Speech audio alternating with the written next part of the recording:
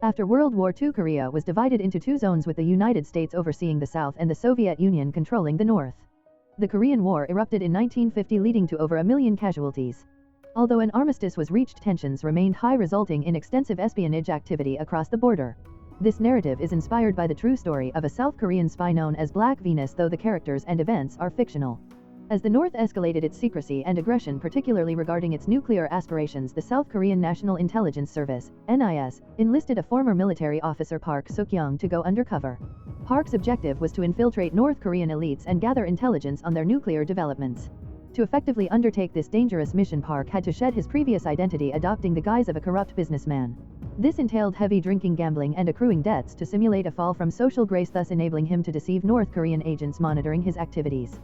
Park's initial major assignment involved securing the defection of nuclear physicist Kim Jang-hyuk, who possessed crucial insights into the North's nuclear program.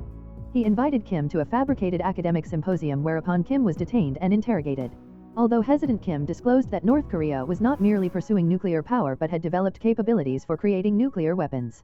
This revelation alarmed South Korean officials, enhancing Park's standing within the NIS. Subsequently, Park was instructed to establish contact with Ri Myong-un, the influential director of the North Korean External Economic Committee, who managed the regime's international currency transactions and had direct ties to Kim Jong-il. While posing as an international businessman, Park traveled to Beijing to cultivate Ri's trust. He leveraged connections with smugglers and traders, notably Kiyohara Hisashi, an ethnic Korean from Japan involved in North Korean goods. As Park developed his cover, he became entangled in a failed scheme concerning counterfeit North Korean agricultural products, leading to arrests and humiliation for North Korean operatives in China. Seizing this moment, Park proposed a substantial bribe to assist one of the detained operatives, a move that endeared him to Director Ri. A clandestine meeting was subsequently arranged with great care, implementing several changes of location to evade detection and ensure the operation's success. This intricate web of deception and espionage underscored the high-stakes world in which Park navigated to protect South Korea from a potentially catastrophic threat. Ri confronts Park, questioning his intentions and background. Park cleverly mixes truth and deception, revealing that he left the South Korean military due to financial struggles but denies any political motivations. Ri's probing leads him to ask about military information, but Park skillfully sidesteps, offering minor intel and claiming he is solely profit-driven, earning a sliver of trust from Ri. In a subsequent meeting, Park meets Jong Moo-taek from the North Korean Ministry of State Security, who proposes a lucrative deal: abandon business for state secrets.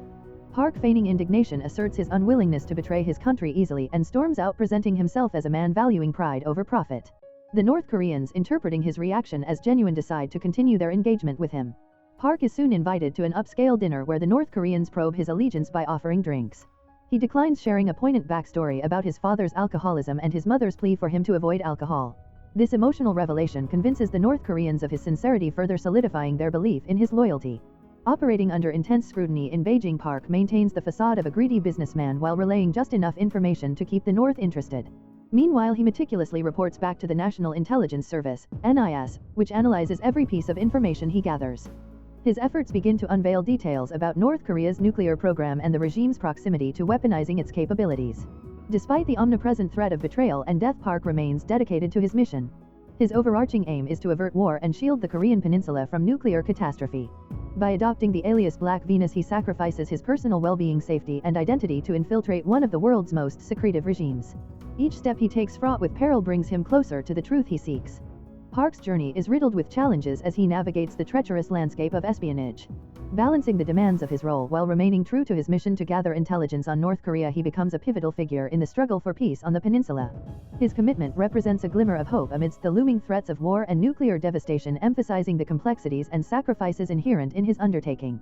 The Spy Gone North is set against the politically tense backdrop of 1990s Korea and follows Park Seok-young, a South Korean intelligence officer, on a high-stakes mission. He goes undercover as a businessman to gather intelligence about North Korea's nuclear program, using advertising as a cover. Park proposes a joint advertisement project, leading to the production of commercials in North Korean locations. His innocuous plan gradually gains momentum, thrusting him into a complex world of espionage, diplomacy, and ideology as North Korean officials entertain the idea of profitability through collaboration. As he navigates this delicate landscape, Park encounters distrust from both North Korean security agents and his superiors back in South Korea. His business initiatives gain traction, allowing him access to influential figures, including the elusive Kim Jong-il. Simultaneously, rising tensions between the Koreas culminate in a North Korean attack at Panmunjom, intensifying political dynamics in the south. This precarious situation forces Park to balance his increasing compassion for the North Korean populace with his espionage responsibilities. His involvement deepens as he becomes embroiled in clandestine deals concerning smuggled antiquities, further complicating his mission and moral compass. Eventually, Park persuades officials to permit filming near Yongbyon, a site linked to North Korea's nuclear ambitions. As he strives for intelligence amid tightening security and growing paranoia, Park faces immense pressure.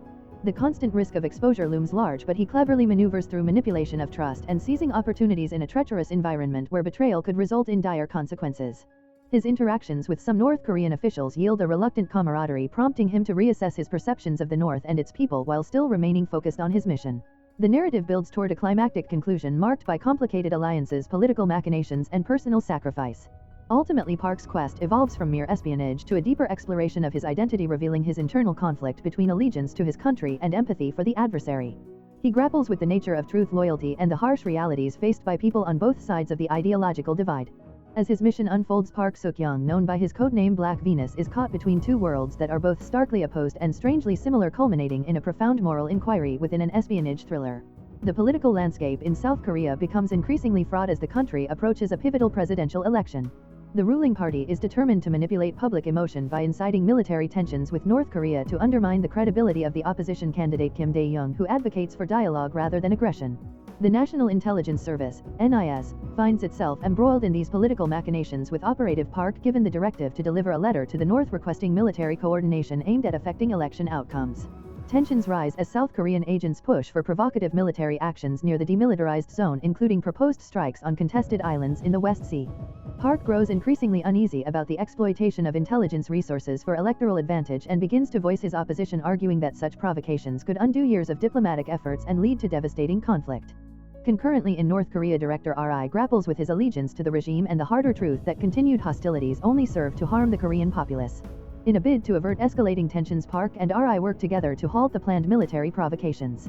Their collaboration faces stiff opposition from hardliners on both sides, stymieing their attempts to foster peace. Ultimately, when betrayal comes from within the NIS, Park becomes a scapegoat for the very actions he sought to prevent. As the new administration led by Kim Dae-jung investigates election manipulation, Park is labeled a traitor and spy, leading to his arrest and imprisonment. Ri, having aligned himself with Park's ideals during their joint efforts, also disappears, underscoring the violence and instability that accompany political betrayal. After enduring 6 years behind bars, Park is eventually released.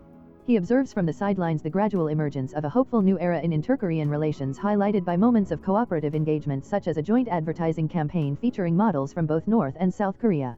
The culmination of Park's journey is marked by introspection as he reflects on the sacrifices made in pursuit of peace and the lingering consequences of political conflict.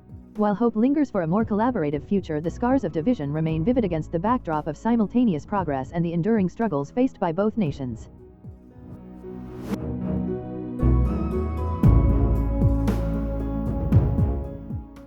If you enjoy watching this video, then subscribe to Angel Recaps for the latest movies explanation.